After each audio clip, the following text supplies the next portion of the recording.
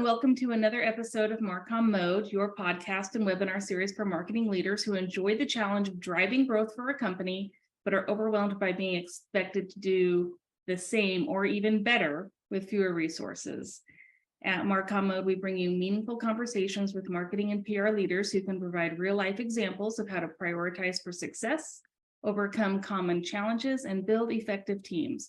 We also discuss what's working well in producing results, while sharing best practices for generating a healthy pipeline, building brand awareness, and achieving revenue goals. As always, I'm your host, Kristin Jones. We are fortunate today because we have a special guest, Sandy Skees, who is an executive vice president at Porter Novelli, one of the world's leading strategic communications companies. At Porter Novelli, Sandy is the global lead for the agency's global purpose and impact practice. Welcome, Sandy, and thank you for being on the show today. My pleasure. Good to see you, Kristin. You bet. Well, I've known Sandy for a really long time, so I promise it's going to be a treat. Sandy, why don't we start by having you take just a minute to tell the audience about your current work, what you love most about your role, and why you love it. Great. So I lead the Purpose and Impact group globally at Porter Novelli. The way to think about the Purpose and Impact practice is we're a combination of practitioners, sustainability and DEI practitioners, consultants, and strategic communicators. So I actually came back to Porter Novelli 4 years ago to build out this group globally. And prior to that, when I left about 15 years ago, I was doing tech PR. I was in the same space that Kristin, I think that probably is where we met. Yeah. But what I wanted to do when I left was focus on sustainability, and laddering above that is purpose. So the sort of integration of a company's purpose, sustainability, that's its environmental, social, and economic performance, and then how you manage the environmental inputs and outputs of a company and its social inputs and impacts.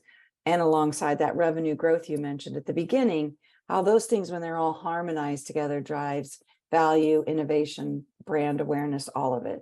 And so I came back, having been a practitioner, helping companies set climate goals, waste strategies, worked in all sorts of more technical side.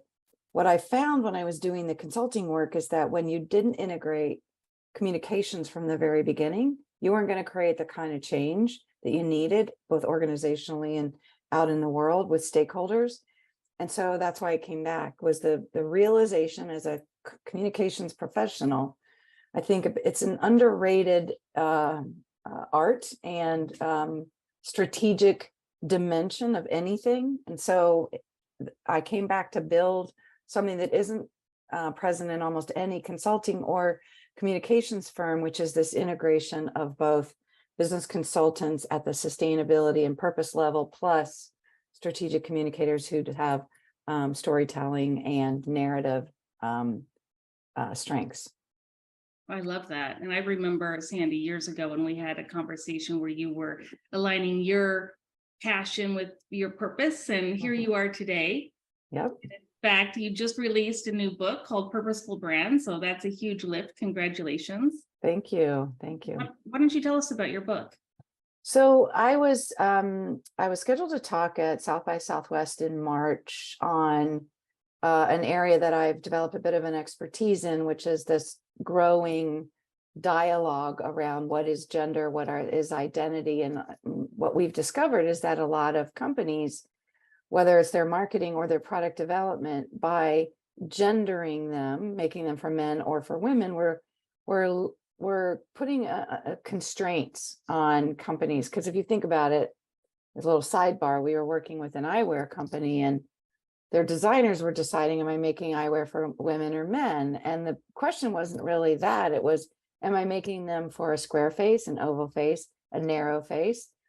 So by removing the gender lens, it allowed for tremendous innovation and creativity. So I was going to give a talk at South by on that. And then Kogan Page, the publisher, reached out and said, would you be willing to write a book on purpose, sustainability, value, impact, and how those things are all interwoven. And I reached out to a friend of mine who has also written a couple of books and said, would you do it again? And his advice was, it'll be one of the hardest things you do, which it was. But if you're ready to take years of work and sort of codify it into a theory of change or a theory of business, and then how it gets done, it's a wonderful exercise. And that's really been true for me. So Kogan Page is the publisher. The name of the book is Purposeful Brands, right there in the screen behind me. You can find it at koganpage.com or on Amazon or Goodreads. It's reviewed on Goodreads. It's pretty much anywhere you can buy your books, you can get Purposeful Brands. But what I attempted to do was explain exactly this, the theory of change, that businesses of the future will need to be able to articulate the greater good they're going to create in the world through their business, through the thing you make or the service you provide. And it is more than just, we're going to make this really fast computer that works really well, but for what? The why. You want to be able to articulate it because more and more stakeholders want to understand that. And then once you are able to articulate that, how do you actually operationalize it? So the way you make the product, or who makes it, or what materials you use, or what happens to it when it's over. You've thought those things through from an environmental perspective. You've thought that through from what are the impacts on the communities of people that help you make the product. That's your social impact. When you get all that right, we know it creates greater employee stickiness. We know it creates reputational lift. Well, we know if you use that eyewear company as an example, it unlocks innovation. And that's what having a purposeful brand will do, is create positive impact, both globally sort of on the world, but also for the company itself and creating value. No, I love the way you're talking about this, Sandy, because I just see so many people that are trying to force fit it as an afterthought versus like building it from the ground up with that intention in mind. Right. So it's quite a differentiator. In fact, I just saw your Forbes article that featured your insights on Purposeful Brands. So congratulations, that's a big deal. In the article, you were saying that we all need to help build a solution, create that connection, or take responsibility for leaning into solutions. Mm-hmm. And so, with that in mind, I'm sure many of the clients, like what I just talked about, how they're trying to force fit it or bolt on this story versus building it, from the ground up. Mm-hmm. What are some of the challenges that your clients are facing as they attempt to build purposeful brands? Mm-hmm. How are you helping them overcome that? Well, in the book, I talk about how do you go about defining your purpose. And one of the best ways, and this is true for companies who are forming themselves now. And so almost any company that is being born right now, or early stage seed funding or scale up, in that sort of trajectory in their growth, if they're in the space of addressing a societal challenge or an environmental challenge, like we're seeing a huge amount of funding come through for people that are looking at carbon capture. Like there's a lot of innovation on the technology side in and around helping improve our air quality, our water quality, our soil quality. Think about all of the vertical farming that's happening. Like there's a lot of really interesting innovations out there. And I would say that's a company that's born with a sense of purpose. Like we have limited resources. Let's figure out how to farm in ways that are more efficient, using water and nutrients, et cetera. So there's an early purpose at the founding. But what if you're a 100-year-old brand or a 50-year-old brand? How do you go about defining your purpose? Go back to that founder's story, because most companies have somewhere in their inception a founder's passion for something they were solving through the product they were inventing. And that's where you might find the first hints at a purpose, because whatever that was you were trying to address or solve for is just, think of it on a more macro or bigger landscape. And that can be the part of the commons that you're going to take care of. And I describe or define commons is the word for those things that we all depend on, but none of us own. Clean water, clean air, a healthy soil we can grow things in, a functioning society, art, beauty. Like, we need all those things. None of us own it, but that we all can be responsible for taking care of a piece of it that's in front of us to take care of. Not everything. And I think that's where people who think about purpose, if you get it right, it's an enduring reason for your business to exist. It's not a 5-year strategy. It's not a marketing campaign. It's not a slogan. It's not a brand attribute. It is the reason your business exists. And then the what, that's your mission. You're going to do it through what you make. And then you have the values you bring to it. So that's how you can change purpose from being a bolt-on idea, a campaign, to integral to the business. And when you get that right, it changes everything in terms of what it gives you permission to do and make, what markets you might go after that you didn't think of before. But it also frees you to say no to things. That's what strategy is, right? It gives you the ability, if you have clear business strategy, you also learn to say no to these things that sound good, but they're adjacent, but they're not core. Right. And this is another way of doing that. So when you work with new clients, mm-hmm. How do you get them, like, what are their priorities when they come to you and say, we want to build a purpose-driven brand? Like, what are they trying to? What problem are they trying to solve? Yeah.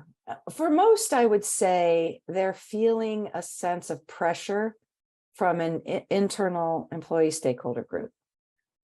If we look at the cohort of millennials and Gen Z, there's more data than any of us could ever consume on who are these individuals and what are they expecting in the world, and from the companies they buy from, the companies they work for. And pay attention, because these two cohorts, millennials and Gen Z, are also identified as the group that is going to inherit the most. There's going to be the largest transfer of wealth into this generation as their boomer parents die or move their assets. Now, all of a sudden, you've got a cohort of investors who are making very specific decisions about what kinds of companies they'll invest in, what types of mutual funds they're going to index for. So they're an interesting cohort of investors, employees, and customers. And they are looking for businesses who take responsibility for the things that are going on in society and the things that are happening to the planet. And their expectations are large. So most of the companies that come to us, we're feeling pressure from our employees. If they're a B2B company or let's call it an ingredient company, a lot of times they're feeling pressure from their customers. So if you make cookies and ice cream and you want to sell on the shelves of Walmart or Target, they're going to expect you to have an environmental plan and a social commitments, because that's part of what they require of their suppliers. So if you're a cookie company, you better know what your environmental footprint is and be able to explain what you're doing when it comes to the ingredients that you're making your cookies or your ice cream with. So that's your customers. And then I think investors, and there's a lot of talk about how much pressure the investment community is having. But, as someone who's been doing this for 15 plus years, in the early days, there was the myth that companies who spent money on managing their environmental outputs, their environmental impacts, and or participated in diversity, equity, and inclusion, and maintained a culture of belonging and a culture of diversity, that they just weren't going to do as well when it came to financial performance. And over a 15-year track record, this is why they are social impact funds, et cetera. It's because these companies are actually outperforming the S&P 500. Why? Think about it. You're managing, I mean, Walmart discovered this in its early days of its sustainability strategy. Gosh, we're paying haulers to come and remove all this cardboard and plastic packaging that the huge skiffs and of, items.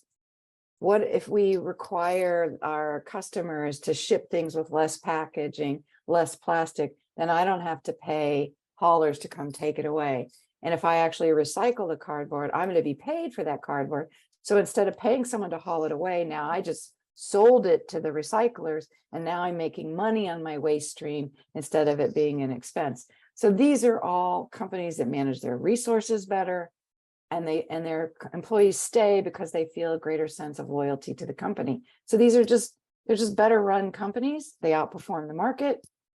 These are the pressures that are coming for companies that are saying, we've got to be able to say to ourselves and all of our stakeholder groups what it is we're trying to accomplish in the world that we're going to take responsibility for. And we need a process for figuring out what it should be, what makes the most sense for us, what can we accomplish, and then how do we talk about it? And do you think any company can create a purposeful brand, or do you think some of them, for some it might just not be genuine, or do you think there's something purposeful in every single brand? I believe that there is something purposeful in every brand. There is, well, almost every brand. I mean, nothing is 100%, but for the most part, products and services are invented to create some good outcome for the most part. Right. And you have other companies that make things that the way they're made might have greater benefit. So let's start with the assumption that one can uncover a purpose underneath everything. Then you hit the say-do gap. And if you say you're committed to leaving the world a better place through, caring for the environment, you better make sure that's what you're doing. Right. And I think that's where the real purpose washing can come in, and this is, if you go back to 2020 and a lot of the awareness that happened after George Floyd and the Black Lives Matter and a lot of these social issues that all of a sudden were being seen as corporate issues. And it's because companies were trying to participate in a social conversation before they themselves had looked internally and said, but what are we doing with our own equity programs internally? Are we paying everybody the same? There are still companies to this day that aren't paying women and men the same. Mm-hmm. So that's that say-do gap where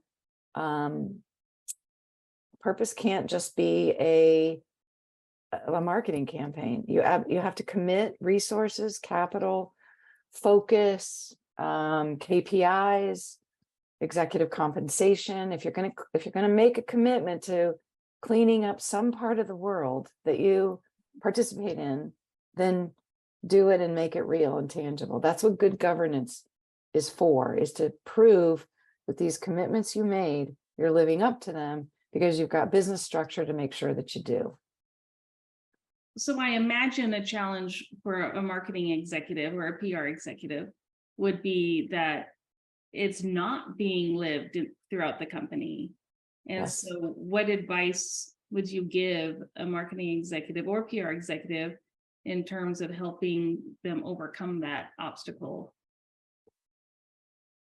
The first thing you can do is sort of require an audit or an assessment of what's really going on. And the thing that I've always discovered is that companies who think they aren't doing anything, when you actually go look, there are lots of people inside the organization who are on their own accord making good decisions that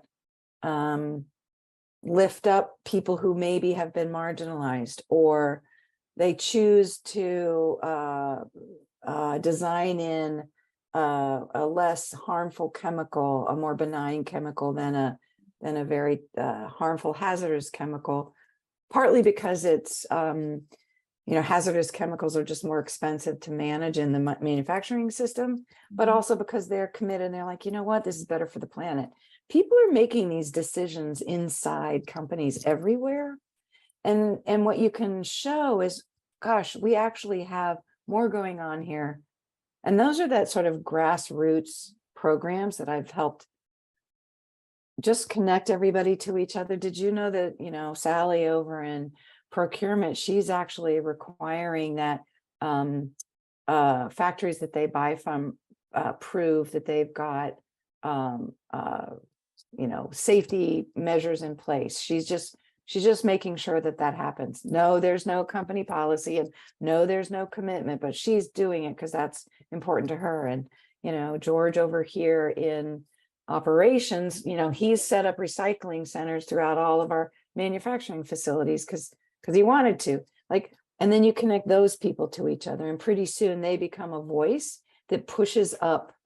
That's what I was talking about, that employee push upward to executives. So you can start by, that's that assessment that creates the, what are we doing? Then there's the, what do we say about it, which is what we as communicators are responsible for. And just never let your talk get ahead of your walk. Don't talk about it in big commitment, sweeping statements until you've got your act together internally. And so I would say those are the challenges, is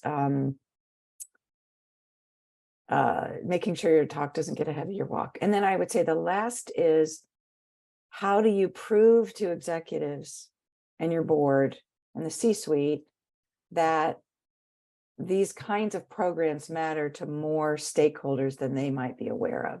Right. And so data. Yeah. B2B buyers, I'm curious on your input, because the target audience of our podcast is B2B tech, marketing executives. And so I'm wondering, how much of a play is that coming up in the buying cycle? And I'm sure it depends on, the different technologies, but say like SaaS software, for example, how can it play there? Or is it a decision factor for those decision makers? Well, SaaS software, so let's assume it's running on data centers somewhere, right? Right. Data centers are huge consumers of energy. So if you're a SaaS software provider, and let's say you're running it on your own data centers, maybe you're outsourcing it to any one of the large data center companies that are out there, your customers are now requiring a report on how much of that energy is being offset by renewable energy purchases. So yes, it matters. I mean, I'll tell you a story. Kristin, when it was probably about 6 years ago now, I was at a technical consulting firm, and we had a client. They were a semiconductor manufacturer, and they had, I think it was a $20 million chip deal, a PO, that was waiting for the company to submit their environmental greenhouse gas emissions climate report. So they came to us and they said, we have a massive deal that's on hold, and they're asking us what our carbon footprint is across our operations. We have 30, it was like 30, more than 30 facilities globally, including 3 or 4 fabs. We have no idea. Oh no. We can't give them that report because we've actually never mapped it. We haven't, and so that's what we did. We mapped it for them so that they could then say, I mean, luckily their customer was ready to say, well, if you're working on it, good, then we know it's coming, but we need to have that report. And they gave them a grace period, and we worked on it. So there's an example of the environmental footprint of a component part mattered to the builder of the computing device. So well, that's a $100 million contract. I mean, that's yeah, huge. Right. Yeah. So yes, I think what I'm starting to see in the marketing and communications realm, and certainly in B2B, is a fear of greenwashing, a fear of, we're not really sure. We haven't been at this for a while. How do we even know what we've been up to? Should we talk much about it? And the answer to that is go slow, and go deliberately, but don't shy away from it. And because your customers are going to require it of you sooner than you think. Right. Yeah. And you don't want to be asking for that grace period when the time No, trying to, no. make magic behind the scenes. So tell me, when it comes to building a purposeful brand, what's worked really well for you to produce results for your clients, and how do you know that it's been successful? What you've worked with them on has been successful? So I would say, once we define a company's purpose and we get buy-in across the executive team, and then it starts getting operationalized in the organization, is when it's working. When employee engagement scores increase, there's a good indication that the purpose strategy is working. When we've seen a great example, and it's in the book, is a case, or example is Abercrombie and Fitch. We help them redefine their purpose. And for anybody who remembers Abercrombie and Fitch a couple decades ago, they were probably one of the most exclusionary brands, right? It was, their CEO, who's no longer there, of course, he basically said that we're making clothes for pretty people. And if you don't fit our narrow definition of what that is, that's okay. We're not here for you.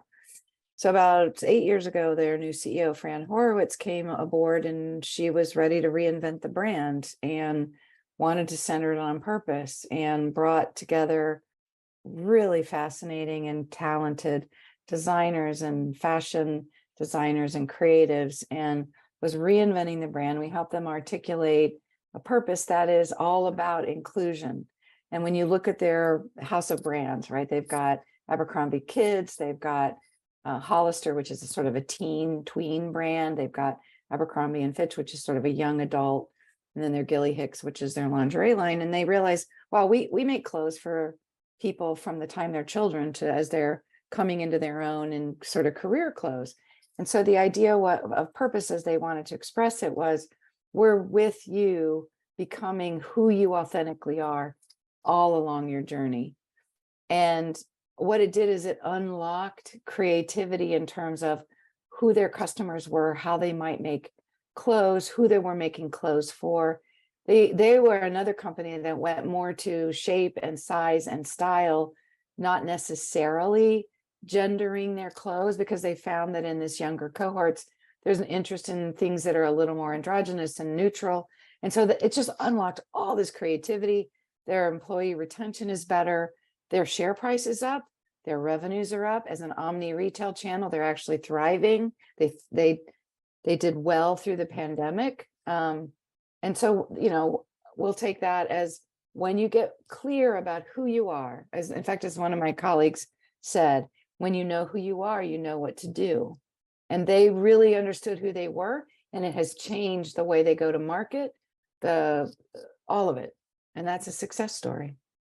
Yep. And as you were talking, I was remembering the work that we did together on the Healthy World campaign for Telebox, the Healthy World brand. Yes. Yes. Really did open up the idea of how to create a healthier person, one engagement at a time, right? Right. Or a healthier world, one patient at a time. Right. And that really opened up the creativity and innovation around what kinds of communications you would send and how you would, engage your patients. So that is one of the one of the campaigns I'm most proud of. So thank you, Sandy. That was, of course. But you see what I mean? Like, when it enlivens people in the organization, because they're doing something more than making a product they're going to sell for this margin to meet this number, right? This quarterly number. But it's, no, actually, we get to be a participant in someone's journey to being a healthier person, like we're helping do that. That's cool. That's that purpose. Yep. Employees want to come to work every day for. Yeah, we're no longer just an appointment reminder, you know. Right. Which sounds terribly dull. I know, right? So Right. that was good stuff. It was good stuff. So if you could share, you know, some best practices or some tips with PR and marketing professionals, you've shared a lot, but what if you had to give 2 or 3 tips, what would you tell them if they were embarking on this? If they were to come to you and, you know, trying to handle something internally, what would you tell them to do? I think the first thing is to find your allies in the company.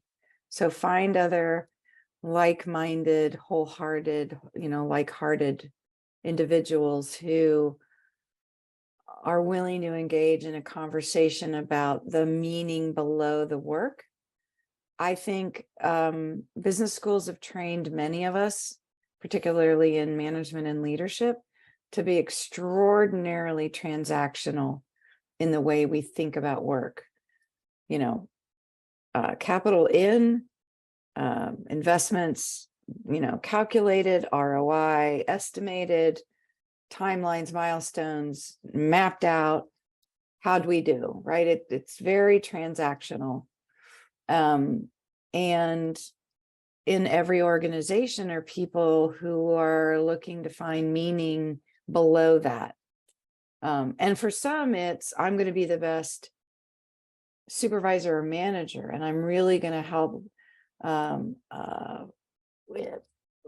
work with the people who report to me and make sure they feel the most supported and enriched and all of that. And that's their personal purpose. And so in service to what greater good, that's the bigger company. Sorry about that. Company question.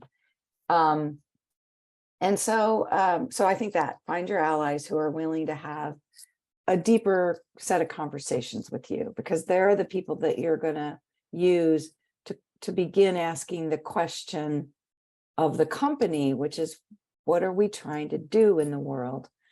The second thing is to pay attention to when the company is getting pressure from stakeholder groups, especially those of us in comms and PR, and even marketing. You're social listening, right? We're always paying attention to those conversations that are being had out there by many people about us. And some are trolls for sure, but some are legitimate customers who might be asking questions of us, or asking us to show up in a particular way about something that they care about. Pay attention to and listen to those and try to understand those, not let the single flare up distract you, but start looking for patterns. Like, wow, we're really starting to see more and more of our customers are wondering what our response is to all this weather chaos, and is our supply chain resilient? And that may be more customers, but just pay attention to those things and bring those to management, because those voices out there are the canaries telling you where the next big issue is going to come, that you're going to need to be able to communicate and talk about. So I would say that's the second thing, is just do a lot of that listening at the stakeholder level, and then watch your peer group. What are they doing? Stay on top of what others are doing, because I think this is becoming a growing area of differentiation. The ability to articulate a purpose that can draw others to you. And that's where, if you're not paying attention, the momentum can move past you, whether it's recruiting momentum, customer momentum. So you would just want to stay on top of your peer group beyond how are they doing from a revenue perspective, from a growth perspective, from an innovation pipeline perspective. Pay attention to what they're doing from an environmental and social perspective.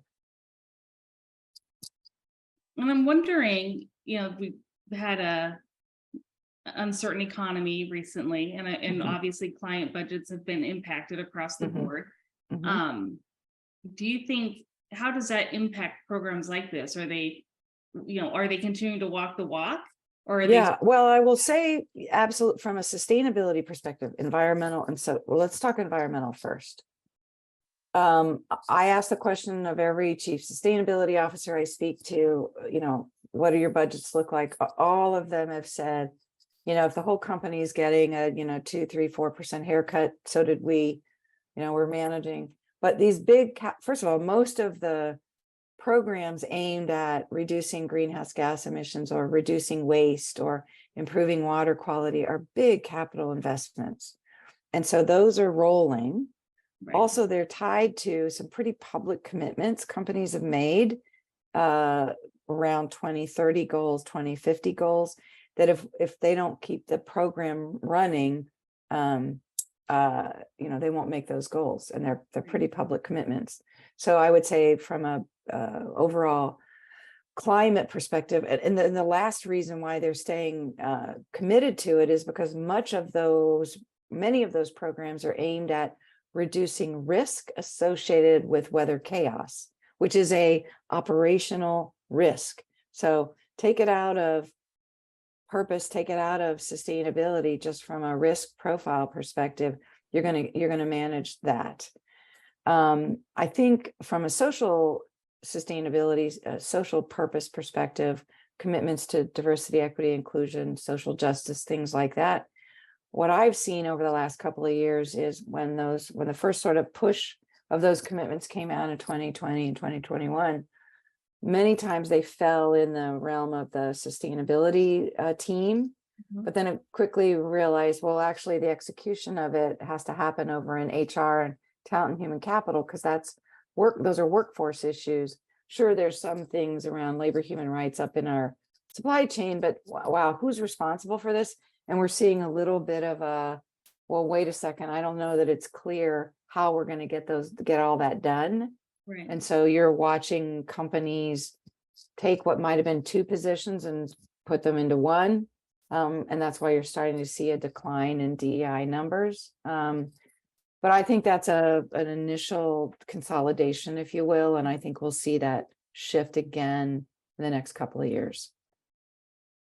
And I'm wondering too, for a company that's starting out, a new brand, even if it's not in the sustainability space, if it's a software company, it is not more expensive to come up with messaging and positioning that talks about your purpose than it is to not come up with right. Exactly right.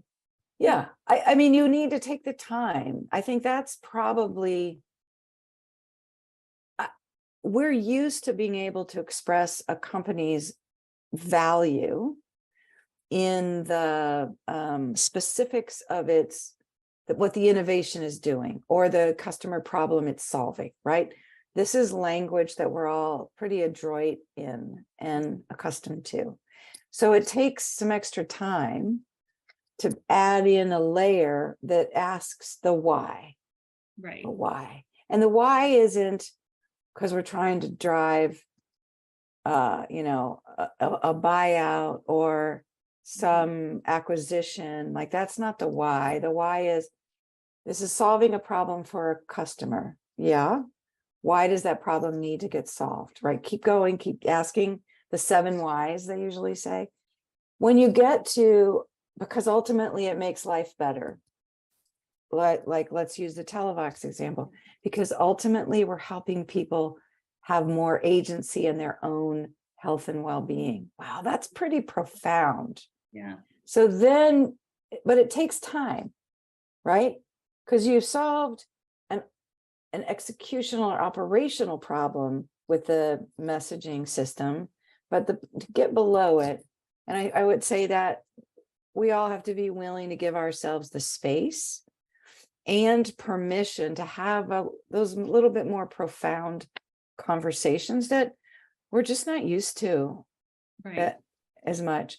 Although, I don't know, Kristin, don't you think this pandemic, we've all learned to, I don't know, I feel like we've all humanized ourselves a little more with each other.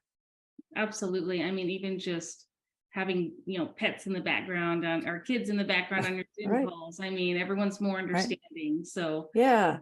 yeah. We're willing to bring that human dimension to work more. Yeah. And I think that allows us then to have these conversations around meaning and purpose that are important. Right. And we're all people too, right? I mean, Right. we all hopefully don't live to work, hopefully we work to live, right? Mhm. And so all the time that we spend at work every day should have some level of purpose that we're able to achieve while we're there. That's right. That's right. So let's talk a little bit about like a good client agency relationship. I mean, especially when you're trying to work on a purposeful brand, it's not always going to be a fit, right? Right. You're going to find, maybe a client that's trying to, purpose wash, or then that's maybe someone you don't want to work with, or maybe they don't want to, maybe they think you're being too soft and not hard enough on the ROI. So let's talk, or maybe there's other things. So tell me a little bit about a good client agency fit. What makes you skeptical when entering a new relationship, and then how do you know when it's a good relationship?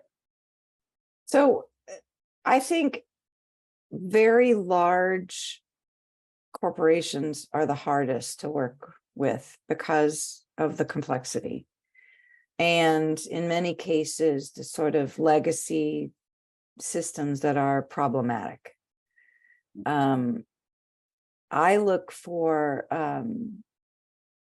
sort of the pockets of purpose there. Okay.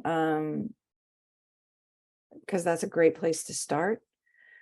I also look at, again, back to purpose washing. I remember there was an organization, they weren't a client, and I was listening to one of their representatives speak, and they, if I should say who they are, I don't want to.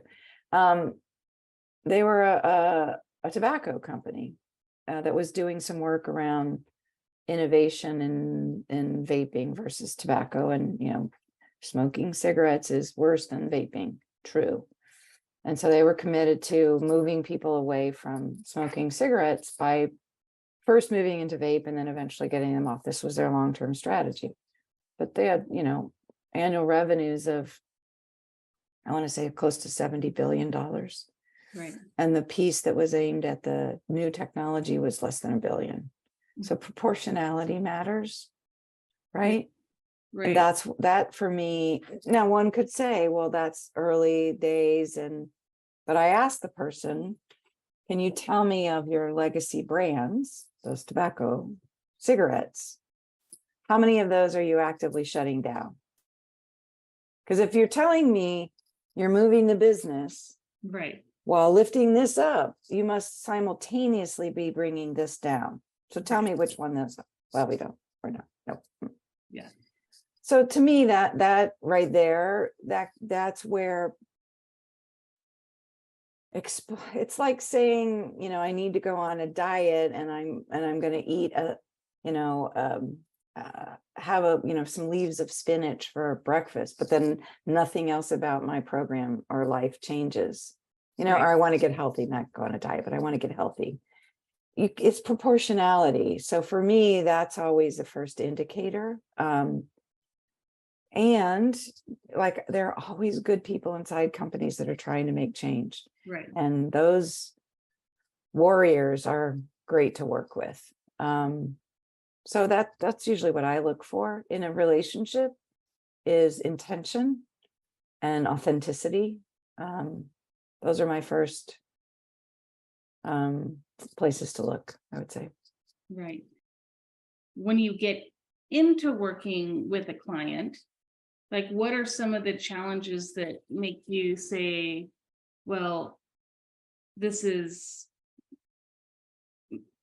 not working? I mean, you thought you did all your seeking out, and you thought, okay, they had good intention. The intentions are all Well, good. I think that's that's sort of like that. What's the ambition, right? And so usually, when one of the things that we do when we're doing a purpose exploration is we do a deep company dive. Like, talk to internal stakeholders, look at their sustainability reports, look at their climate work, look at we look operationally, lift up the hood and say, what are you actually doing?